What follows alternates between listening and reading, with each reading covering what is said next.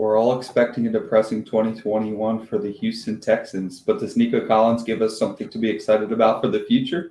That and more today on the Dynasty Newsletter. I'm your host, Adam Wilde, joined by my co-host, Chris Allen. And Chris, how excited are you for Nico Collins?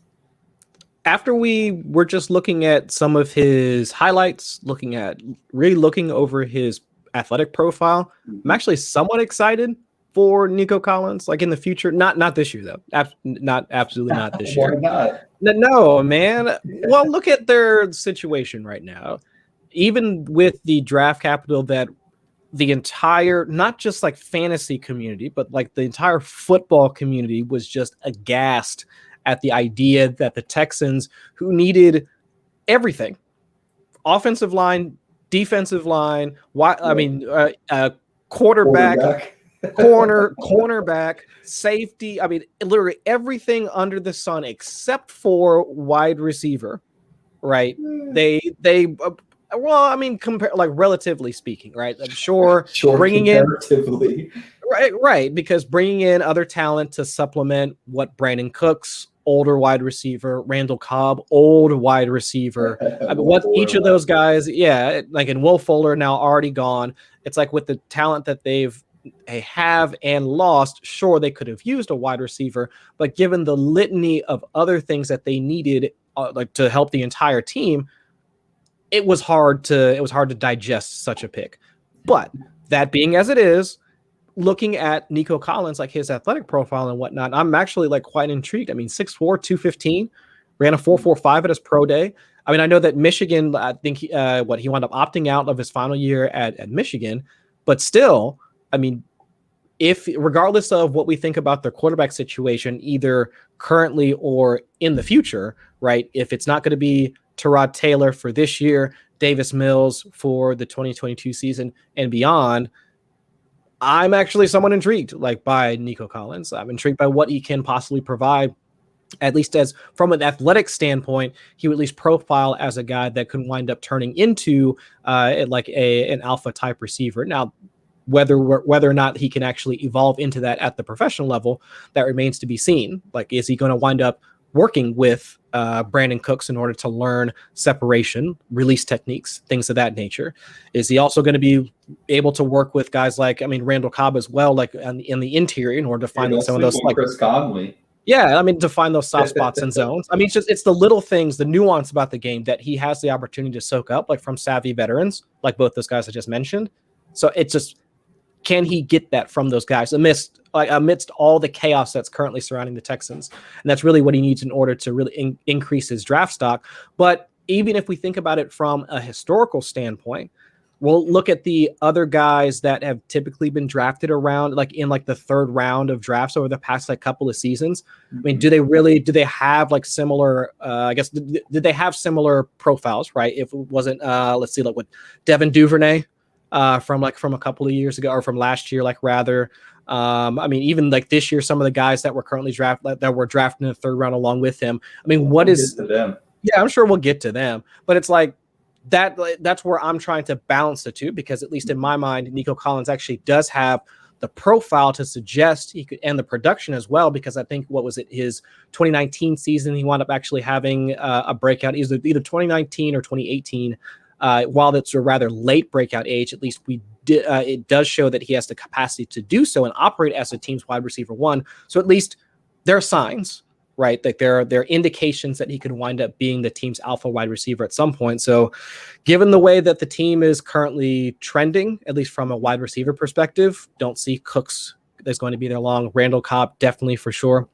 So just by attrition, Collins could wind up being the team's wide receiver one. And at least from the numbers as of right now, it at least indicates that he could ascend into that role, but it's gonna take some time for sure. Let's bring in the blurb. So Nico Collins should have the chance to see a lot of snaps early, according to Aaron Reese of The Athletic. I can't stop smiling for this one. So these are the types of things that let you thrive in Dynasty. Mm-hmm. You have to thrive in chaos in Dynasty. I'm taking Nico Collins. I'm taking Saints quarterbacks. I'm taking Broncos receivers, all guys that we're going to talk about later. That's where you thrive in Dynasty. That's where you make your money. So think about it this way. Nico Collins can't be cheaper than he is right now. because this team is the worst by far in the NFL. Actually, the worst in recent memory. I can't remember a worse team than the Texans.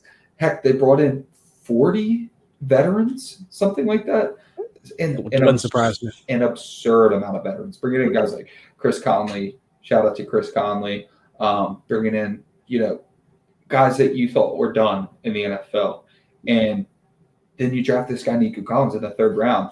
And you say, well, I don't really want Nico Collins because Tyrod Taylor is going to be the starting quarterback. And then if he doesn't do well, it's going to be Davis Wills. Who cares? Do you think the quarterback of the future is on the roster? For starters, they're getting something for Watson, at least a first. At least a first. Hopefully. And they're probably going to have the first overall pick. So while quarterback isn't as deep next year as it has been in the past, it's plenty deep enough for the 101, right? Yeah. So if they're going to have the 101 next year, probably. And I can't believe they didn't trade Brandon Cooks. I mean, if Bill O'Brien was there, Brandon Cooks is gone. Because if you're going to bring in 40 veterans that you don't even know if they should still be in the league anymore, and you've got Brandon Cooks who's been traded like 5 times, by the way, he's produced every time. If you've got this guy who he has already written the book on how you trade me, right? Send me, and he won't get a first anymore, but still, there's value in Brandon Cooks. I mean, he helps. What if the Chiefs wanted Brandon Cooks? How much better do the Chiefs get with Brandon Cooks? He can go back to New Orleans. They take him. Sure. Yeah, over Traquan, sure. So I can't believe that they didn't get rid of Brandon Cooks, but he sure as heck won't be there next year, in my opinion. He's under contract. But how do you look at that roster? You patchworked all these veterans together just to cripple through this year, and now you are going to keep Brandon Cooks. So that signals to me that Brandon Cooks is going to be gone, and Nico Collins is going to be all that's left. So you mentioned attrition. Well, talk about one player, and maybe they draft someone next year. Sure, that's fine. But possible. As you mentioned, Nico Collins has the size, and he's not the fastest, but for his size-adjusted speed is pretty decent. Right. There's really no reason why Nico Collins can't be the wide receiver 1 in the future for a 3rd-round pick just because he has the stake on him that I always talk about. So take him now, he's going behind people like Amon-Ra St. Brown, who both of us have been okay on, lukewarm, like him more than Kadarius Toney. But as we've said in at least 1 or 2 episodes, Amon-Ra St. Brown still has to be good at football. That's it. The targets are going to be there for him. He gets to start early. Fantastic. The hit rate for a 4th-round pick is brutal. Way worse than a 3rd-round pick, which Nico Collins was. Yet we're taking Amon-Ra St. Brown in the 2nd, and Nico Collins is falling to the 3rd in some Superflex rookie drafts. So that's a chance to capitalize right there just because we look at a really, really bad Houston Texans offense. But again, really, really, really bad is really, really, really good because that means they have to go up. They have to. The NFL is not going to allow them to be the worst team in the last 20 years. Well, I don't know if it's there. The caveat to that, or I guess the nuance to that statement, is that it'll take time in order for that Texans offense to really pull themselves out of that rut. So it's like, while we can at least project that the Texans are going to be bad in 2021 and we expect them to be good in the future, it's not like they're just going to immediately flip the switch and turn into like the Bills in 2022. I mean, it's going to be, at least the hope is that there's going to be steady improvement over the next few years. But as we can both agree, it's going to be centered around, or at least Nico Collins is going to be involved in that ascension, right? Sure. As Cooks leaves, as Cobb leaves, even if they wind up having some sort of quarterback changeover, Collins should be still a decent part of that passing game, if not like from his rookie season, but especially moving forward. And the hope is that, and actually my hope is that he winds up getting a limited role, like right out of the gate. We see that I don't even really need to see flashes. I just need to make sure that it's more the nuance, right? Like I was talking about earlier. Can he gain separation? Can he win contested catches? I mean, all those little things about like a wide receiver that you'd want to see at the professional level, which unless you go back and start watching tape of him, like while he was still at U of M, you really wouldn't see a ton of. But that's what I want to see, because if it's still there and he can and that part of his game is translated to the professional level, it's full go. But if it's more like, not to say it's the same situation, but if it's like N'Keal Harry, where it's like no separation, I mean, can't win in contested situations, That's like a fair all comparison. But those types of things. I mean, but for N'Keal Harry, who we valued as like a first rounder, I mean, but for Nico Collins now, it's currently I think, second, third. I mean, at the very least, a third rounder. Maybe we're learning our lessons. Yeah, exactly. I would hope so. But it's still like, I just need to see those aspects of his game in order to be like, okay, this really is a situation. But like you mentioned, as of right now, he's not going to cost you much of anything in order to acquire, unless like somebody's just like a Nico Collins truther, which is entirely possible in this day and age. You've got stands for literally every player. So I do think, though, that given his current situation, the chaos surrounding the Texans, it does present, at least to me, in my mind, a buying opportunity, because like you mentioned, a lot of folks are down the Texans, all of them. Mm-hmm. And the outlook for them, even in the next few years, it seems hard for them to pull themselves out of this rut. So while that might be the case, again, Collins is going to be a large part of that, of that transition from them being let's say an awful team to maybe a bad team, and then from maybe a bad team to a mediocre team. Maybe that's the steps that they take over the next few years. But Collins should still be there for all of that. Sure. So regardless of if it's Tyrod Taylor, Davis Mills, they wind up grabbing a Spencer Rattler, like whomever is going to be the top QB prospect coming out in 22, doesn't matter. Nico Collins should still be a part of that team. He should still be at least afforded some opportunity within that offense over the next couple of seasons. So at least it at least makes some sense that you would try and acquire somebody like that as of right now and see what winds up happening with him over the next few years. Sure. So Nico Collins, 3rd round pick, plenty big, plenty fast. Football players still have to be good at football, so we'll see.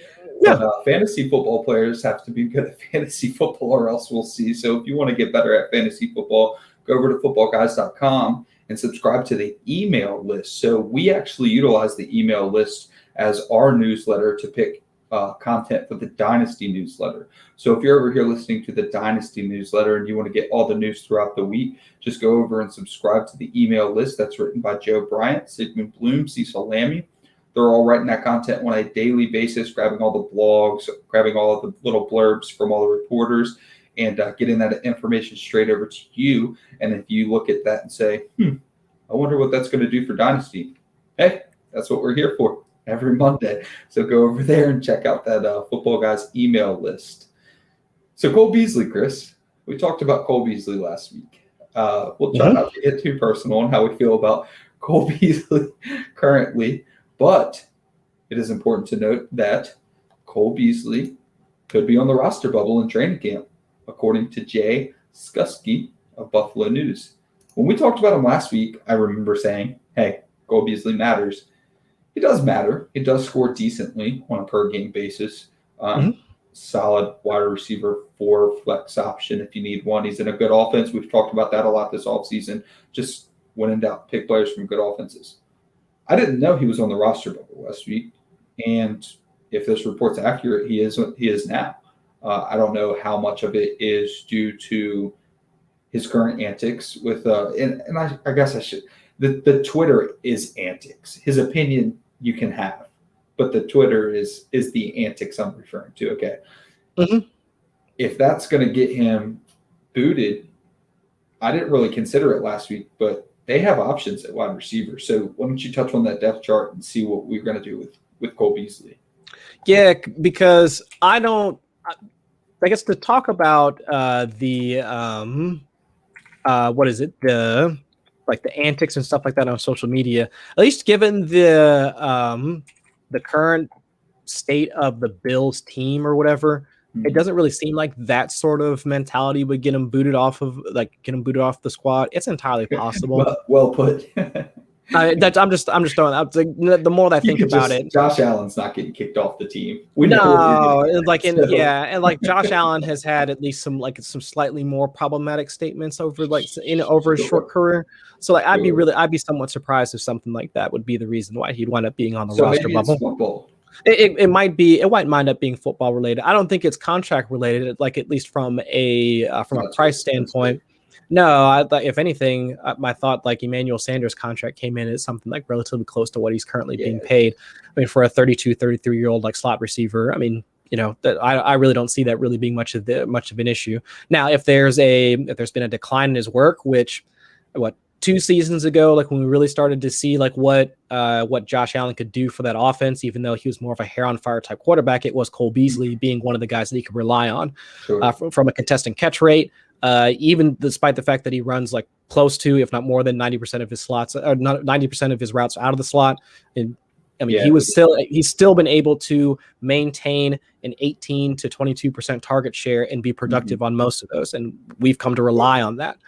But regardless, I don't think that if they wind up moving on from him, like that's, I mean, because right now it's just speculation, that it really does like it winds up working out in the favor of like Emmanuel Sanders, even some of the other guys that they use more for like gadget plays, like Isaiah McKenzie, since we've seen like Isaiah McKenzie work more on like those those wheel routes or something like that, like out of the backfield jet sweeps, the pop passes. They put him in motion a lot. I mean, because he's a threat on the field. He's supposed to be something to pay attention to. His role's pretty solidified. Right. So they do have even like ancillary receivers outside of your Stephon Diggs, Gabriel Davis, and all that, because they do run 3 and 4 wide receiver sets at one of the highest like rates in the league. I believe they were the second or third in 3 wide receiver sets according to Sharp Football Analysis. I think they were first or second in terms of 4 wide receiver sets. So it's entirely like they need the personnel, like they need the wide receivers, and like a guy like Beasley definitely fits into the mold of a receiver that you would want working the interior areas of the field. But could they just as easily, let's say if they wind up making, because I know the other rumor was that they were trying to get like Zach Ertz, could they just wind up like shifting a guy like Zach Ertz in a Cole Beasley spot, like since like Zach Ertz really wasn't used a ton like inline over the past like couple of seasons? Sure. Since Dawson Knox isn't like from a offensive skill position player standpoint, from a fantasy standpoint, Dawson Knox is nothing to write home about, right? So could they wind up using Zach Ertz in the same way if they wind up making a play for him and letting Beasley walk? Sure. But I think at this point, like over the last like couple of years, we've seen what Beasley means to Josh Allen. I mean, other than Stephon Diggs, I mean, he is the only other receiver that Allen repeatedly looks for. So, I mean, as much as me putting my personal thoughts out there, like I might not agree with his antics, it does seem like the connection with Josh Allen is secure enough that we would really need to talk about like what Beasley's departure means for the Bills if he winds up getting released. Sure. And when we brought this topic up pre-show, it was like, didn't we talk about him last week? But we didn't talk about it. I'm surprised. I don't think he's going to get cut. It doesn't make any sense to me. The only thing that would make a little sense to me is if he's too much of a distraction to warrant the because he's targeting the NFLPA. So that's kind of the antics I'm referring to. Sure. He's called out the NFLPA. He's called out the NFL COVID protocols. So, whether you agree with his opinion or not isn't really the point. It's that those organizations don't really like being called out. And I'm not necessarily saying that anyone's going behind the scenes and telling the Bills that they need to do anything with their roster, because I don't believe in that sort of conspiracy. But I do believe it's going to cause a headache for the Buffalo Bills if they don't figure something out. And the problem with that is, you said their 3 wide receiver rate, and it is pretty high. I think top 12. So Cole Beasley fits that perfectly. They don't. Isaiah McKenzie has his own role, which is productive for an offense, but on a per snap basis, Isaiah McKenzie is not who you want as your 4th wide receiver. So, right. And Emmanuel Sanders is plenty prone to get injured, right? Just age alone, And then you have Gabe Davis, who they played a lot, but it seemed as though they struggled to trust him at times. And he plays primarily outside. He doesn't work in the slot as much. Sure, absolutely. And I don't know that Emmanuel Sanders really specializes in the slot necessarily either, maybe at this age. But point being, it seems as though they need Cole Beasley, or they need somebody to play Cole Beasley's role. Unless they're really trying to look towards moving in because like the other guys outside of the guys we're mentioning, Tanner Gentry, who else do they got? It's Tanner Gentry, I think Duke Williams, Isaiah Hodgins, yep. Kumaro, Sigmund Bloom favorite, Jake Kumaro, also on the So Bills they need roster. Cole Beasley. Yeah, so it's like they really kind of do need Cole Beasley. Sure. So this would be very surprising to me. So yeah, from a dynasty perspective, this is the stuff I talked about jumping on at the beginning of the show. It's just chaos. I mean, I was someone trading for Antonio Brown, when all that was going on. I'm like, wow, that's really seems to be not so great of a person. Let me go try to send offers for him, because we double count. No matter what, we double count. Right. It's the psychology of the game. If you get good at the game, you try to eliminate some of the double counting. You try to be aware of your biases and say, I am double counting. But people are going to double count. Every single Cole Beasley tweet, every day, he's getting cheaper and cheaper in Dynasty. Mm-hmm. If he stays on this roster, he's going to be a viable wide receiver 3. You just mentioned 18 to 22% target share on a solid offense. Does it drop a little? Maybe with Emmanuel Sanders, but maybe, yeah, probably just to that low range of 18%, which is still incredibly viable for a wide receiver 3. So if you can go get a trade done for Cole Beasley amidst the chaos, depends what you're sending, because the problem is he could get cut. I mean, it happens. I don't know everything that's going on behind the scenes. All right. So just from a wide objective angle, this looks like a lot of noise to me. This looks like the piling on with Kadarius Toney that we talked about a couple of weeks ago. It just keeps coming on and on. Now we're talking about his cleats. Now we're talking about a day off that he needed for his family. Dude, that happens to everybody. But since you've been piling on this dude, you just keep bringing the reports out, because guess what? That gets clicks. So everyone's hating Cole Beasley. Well, not everyone's hating Cole Beasley right now, unfortunately. But a lot of people who I believe to be smart people are against Cole Beasley right now, and that means they'll probably sell him. Okay, they're probably going to give him up for cheap. So it's definitely worth going and trying to acquire him, especially if you're a contender. Because if you're a contender weak at wide receiver, I promise you, he's going to make it into more lineups than you think. Oh well, yeah. I think last season, either 4 or 5 games of. That was the only games that he had less than 5 targets, but he had 4 games like over 10 targets. I think it was like through weeks like 10 through 14 or something like that, where he had like 10 40-yard game. Yeah, like 10, 12, 13 targets at some point, like towards the back end of the season, especially when they're making their playoff push. I mean, he was a large part of that offense, like as they were securing like their top seed. So it's just like, he is a part of that. Like, he is a major part of that offense. Like, for an older slot receiver, he will be a viable wide receiver 3, like on a weekly basis. So, while it's tough to, I guess the only issue right now is that because of his choice, he could wind up missing games, like due to the COVID protocols. I mean, that is something that we don't know. Like, that's one thing we don't know. But for him, because of his choice, it is in the realm of it's in the range of possibilities for him on a weekly basis. So it would be something that winds up shortening an already short roster shelf life that he currently has at this point in his career.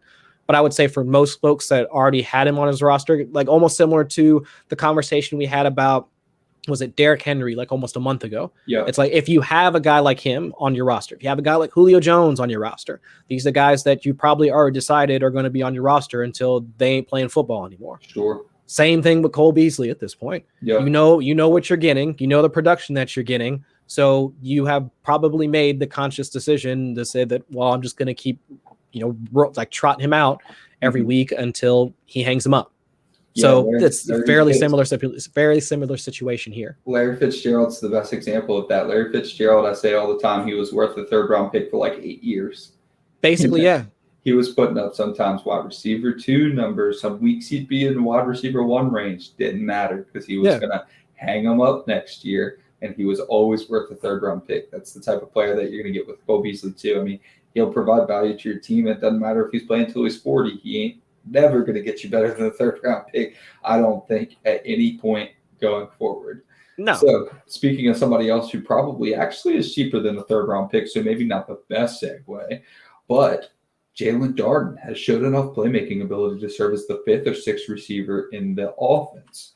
According to Greg Allman of The Athletic, the reason that matters is because 4th-round rookie Jaelon Darden might make the squad, pushing Justin Watson, sometimes Twitter sweetheart, out of the mix. What do you think about Jaelon Darden with the Tampa Bay Buccaneers? It's almost worse than what we were just talking about with not Nico Collins, with Cole Beasley, with the number of receivers that the Bills have. We wanted to have one of the guys that are going to be like in the rotation, even with Isaiah McKenzie, gadgety, but still like he's in there from time to time. With the Bucs, I think the Bucs almost have more wide receivers currently on their roster than the Bills do. But the Bucs, they actually have younger wide receivers. I mean, if folks are still excited about Scotty Miller. Folks are still excited about Tyler Johnson. Folks are still excited about Justin Watson. But of course people are still waiting for the Chris Godwin breakout season to happen, where he emerges as like the wide receiver 1 ahead of Mike Evans.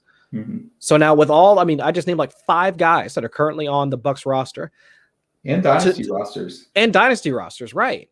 But now to get excited about a 4th rounder from this year, it's hard for me to do that because there's just the talent level on the Bucs offense is so top heavy at this point.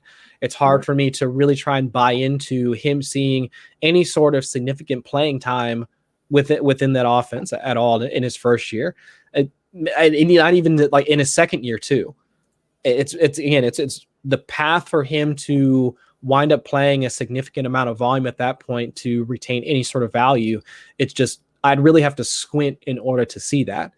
What really needs to happen in order for him to even get on the field, and then 2, for a quarterback like Tom Brady to even pass it in his general direction? A lot.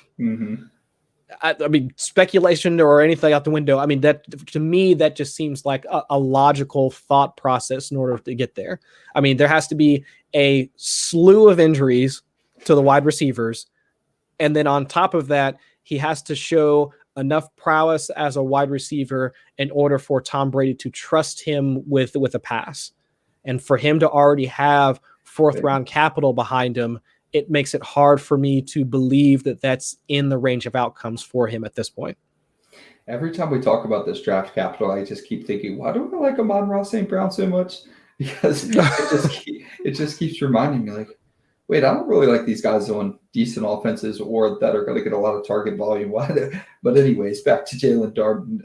The biggest picture here is that he's a rookie and Justin Watson is not. The reason that's important is because if you have a taxi squad, at least you can stash Jaelon Darden. That's a good point. Stash Justin Watson. Yeah. So if you have to pick between those two and you're just talking about making a roster, I can spin a narrative for all 3 of their superstar wide receivers being gone next year. The problem is that they're not going to let all 3 of them walk. So Mike Evans is under contract, but expensive. Chris Godwin is on a franchise tag. Antonio Brown's on a 1 year. So if Tom Brady decides to hang it up after this year, you could tear it down. Yeah. Then we might see some Jaelon Darden. But I tell you what, this team loves them some Tyler Johnson. Yeah, and more importantly, Tom Brady loves him some Tyler Johnson. You mentioned earlier, how does Tom Brady trust a rookie? And he doesn't. I mean, N'Keal Harry is a perfect example. Tom Brady yelled at him in the first game that N'Keal Harry was back from an ankle injury in front of the world. He does not like rookies that cannot produce. But he has mentioned that he trusted Tyler Johnson as a rookie. So does that mean he's going to go, like, that's already a unicorn, so now he's going to trust Jaelon Darden? I don't know. And there are Jaelon Darden fans out there that will have him on taxi squads. But we just talked about 3 superstar receivers having to be moved after this season. Right. What team willingly tears their team down enough to where they let that much talent walk? Maybe they'll rebuild, but they're not going to rebuild that much. You know, if you're going to rebuild, at least move on from Mike Evans and sign Chris Godwin instead. And I would have to look at Mike Evans' dead cap again. But if it's not high, maybe you move on from Mike Evans. But if you move on from Mike Evans, you're signing younger Chris Godwin. There's no way you let Chris Godwin walk. And of course, AB is going to be on 1 year for the rest of his tenure in the NFL because no one's going to trust him for a multi-year deal. Right. So maybe AB moves on, but also maybe it's super cheap to just keep the veteran presence around. So that's my cold water on the Jaelon Darden hype. I mean, he can show up in camp all he wants, but right now we're just talking about him making the roster, and that's important. So what people want to know that are listening to this is, do you keep him on your roster? Well, who's on your waiver wire? That's what I'm going to ask you, to be completely honest with you. Who's on your waiver wire? Because if you have a lot of other guys on your waiver wire, I'm probably telling you, no, go ahead and pick them up. Leave Jaelon Darden on the waiver wire for a little while. But if you've got a taxi squad, you're in a deep league, this is an incredible offense. We talked about it twice this episode. We've talked about it a million times this offseason. When in doubt, grab a player on a good offense. And not just a good offense, but one that should be good for a few years. If they make a run, Tom Brady stays another year. Now you got another year that Jaelon Darden is in a good offense with good pieces around him, with good wide receivers to learn from. Now you might have something in your taxi squad player. Right. Because who else? Well, let's say even after, let's say the Tom Brady era ends in Tampa Bay and it's what, Kyle Trask's time afterwards? Maybe. We'll see. But regardless, and all the other things happen like you mentioned. So then AB hangs him up and he, rides off into the sunset with Brady. Mike Evans, let's say he stays. Chris Godwin goes and gets paid elsewhere, gets a long-term deal elsewhere. And then at that point, what happens to the other wide receivers? It could be Darden at that point. Still under contract. Yeah, Scotty Miller's still under contract. Justin Watson's still there. I mean, maybe. Maybe Tyler Johnson's might have to go. Yeah, I mean Tyler Johnson. I mean, it's still just you gotta talk yourself into a situation like this, and it might be narrative-y, but like we've mentioned, or like you mentioned earlier, I mean, the precision that these older veteran quarterbacks require out of the young wide receivers, unless you already come out super polished, which unfortunately his draft capital doesn't suggest, it's hard for me to see him being able to make it on the field. Like not this year, as they're trying to make their back-to-back Super Bowl run, maybe next year. But it's just we've seen it before. What was it? Peyton Manning and who was it? Cody Latimer, if I'm not mistaken. I believe you're right. Cecil might come and correct me at some point. I know he would know. But it's just that's the situation that always comes back to me. And we've seen it from other older quarterbacks in the past as well. Was Latimer drafted by the Giants, or did he go to the Giants after the Broncos? No, I thought he was drafted by the Broncos, if I'm not mistaken. That was the 2014 draft. One of those two, yeah. But it's just one of those things where we can remember situations like that. So it's not data-based or anything like that. And I know that's typically my approach to fantasy football, right. But it's just you remember those situations, and then looking at the current roster, it's just hard for me seeing to make an impact. So at best, I think Adam, what you laid out, stash him on your taxi squad. Kind of watch the wide receiver landscape in Tampa. See if they start to prune off some of those wide receivers. Darden could be one of the guys that they wind up keeping, and then you might be able to get harvest some value out of them in the next few years or so. So Jaelon Darden, taxi squad or bust. So Do it. Listening in on your. You're either listening in podcast form or you're watching our YouTube video with our beautiful faces. Hopefully you are not driving, but you hear us talk about our email list and you want to go subscribe to it. Well, there's easier way than just going to your browser. You can go to the Footballguys mobile app available in the App Store, whether you have iPhone or Android, and you get a mobile app experience as opposed to, sometimes the browser could be clunky on any website, but you want a more sleek experience. Just go ahead and download the Footballguys mobile app while you're there. Log in, create your account if you don't already have one. Make sure you subscribe to the email list. And again, you'll get Dynasty news off that email list every Monday for the rest of the year. So go over there, Footballguys mobile app on the App Store. We've got one more to go, Chris. What we got? This one's going to be a doozy. Taysom Hill may be the leading candidate to open the season as the starter, according to Ben Bolin, the Boston Globe. I will tell you that I will be a very poor individual if this happens. So I will let you go first while I let it marinate. Well, it kind of makes sense, but I need to walk down Narrative Street in order for this to make sense as him being the starter. I don't think that it's a stretch of the imagination for anybody at this point in the offseason to think that they're going to be like co-starters, right? That's what I'm thinking of, the term. Oh, that's so frustrating. For Taysom Hill and Jameis Winston. I think most folks have kind of normalized that situation for both of them. I don't think anybody believes that Jameis Winston is going to win the job outright. I don't think anybody believes Taysom Hill is going to win. Like the full 17 game starter. You believe that Jameis Winston is going to be the full 17 game starter for the New Orleans Saints? I have a lot of money saying he does. So I hope so. But you know that's we at least need to entertain. It's a very slim possibility. That's what I'm leaning towards. But like we were talking pre-show, what I need to see happen in order for me to believe that this is an actual thing. It's not just some gimmick thing that Sean Payton, whom we know Sean Payton to be petty, we know him to have just a ton of hubris, and if there was any coach in the league that would believe that he could trot out in a high level NFL caliber offense with a quarterback like Taysom Hill for 17 games, it would be Sean Payton. Mm-hmm. But we need to see more out of Taysom Hill in order for that to be legit. I know that the Saints offense, it operated at a top 10 efficiency level, like their EPA per play during that 4 or 5 game stretch under Taysom Hill was in the top 12, across the entire league, which is great. Although one of those games was against Denver when they had to start. Well, what was that guy's name? The wide receiver or whatever? Yes. Oh, I cannot remember his name. I believe his last name was Hilton. Yes. Kendall there. Hilton. Yeah. We did it. That's why we're a team. Yes. But it's entirely, so Taysom Hill is not like this god-awful quarterback or anything like that, but there is a ton, or at least a decent amount of gadgetry to his game. I don't think anybody can deny that.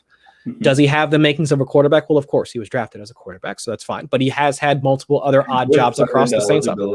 Right. But he has worked in as a bunch of other alternate positions, like tight end. He plays on special teams and all that. Yeah. My thing is, if they've taken some of that off of his plate to focus on the nuances of being a pocket passer, or not even take that back, not even a pocket passer, just a NFL quarterback, just a passer. The mechanics of quarterbacking, multiple reads, not just do first read, second read, then go. I mean, none of that stuff. If they're actually grooming him to be Drew Brees' replacement, or at least let's say a competitor to be Drew Brees' replacement, right, then I'm in.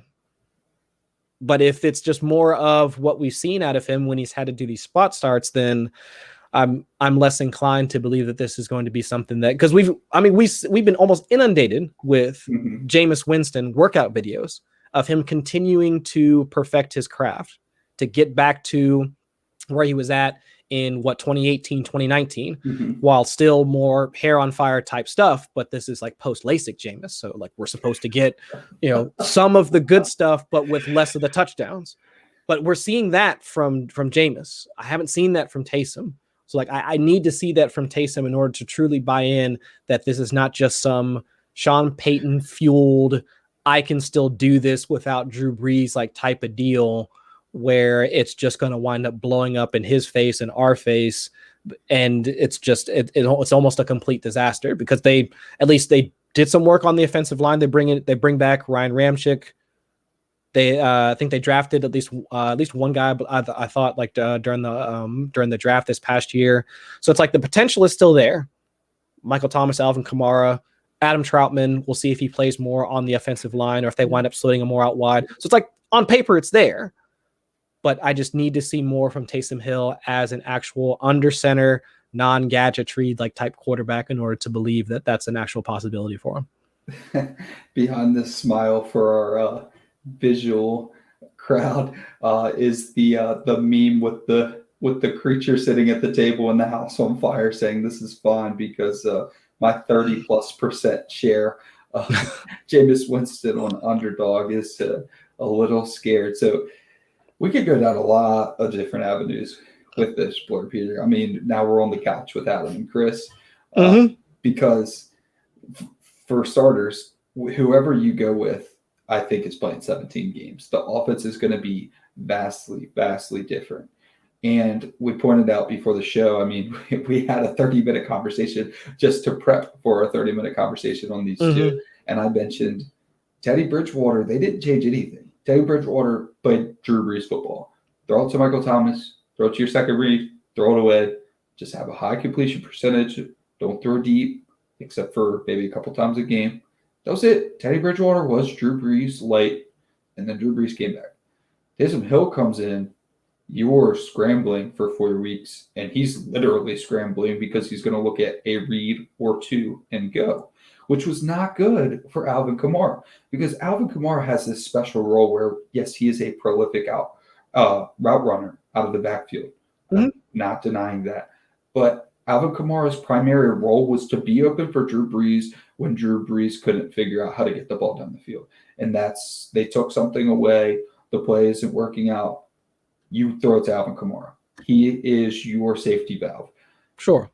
Taysom Hill's safety valve is run, and it's 3 seconds after the ball snapped.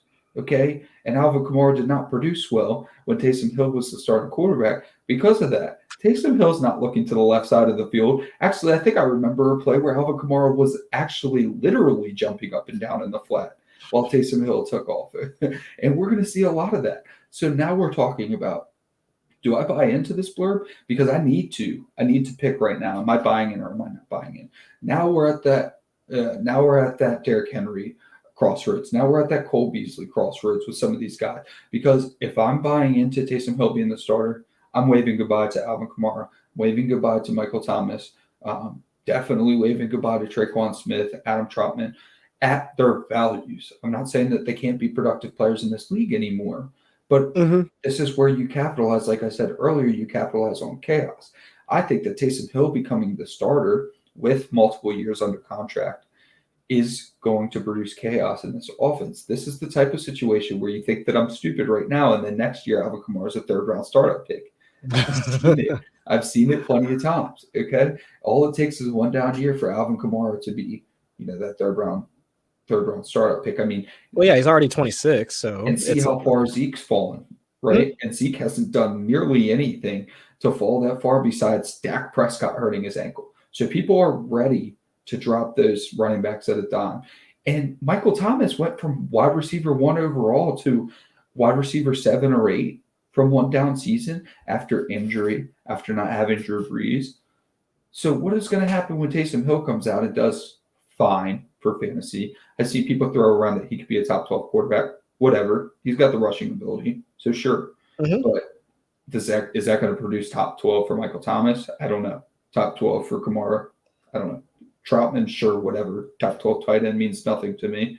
So my point Taysom Hill could be a top 12 quarterback like Jalen Hurts could be a top 12 quarterback, which is good for the quarterbacks alone, but not the skill position players. Which is why in best ball I will only stack Jalen Hurts with another piece in the offense. And I'm thinking the exact same thing on Taysom Hill, where I don't want Alvin Kamara on my roster as that ticking time bomb or Michael Thomas as that ticking time bomb. But take it a step further, is it even that much better with Jameis Winston? Because we're just assuming that Jameis Winston is going to chuck the ball all around the yard. He's post-LASIK Jameis. He has all these fantastic workout videos, right, that everyone loves to watch and really take seriously. And so you have these two, we have this fork in the road, but really there's like a middle road there where it's like, what if they're both bad? And what if, you just pivot to the Denver Broncos, right? So that's what I pitched before the show.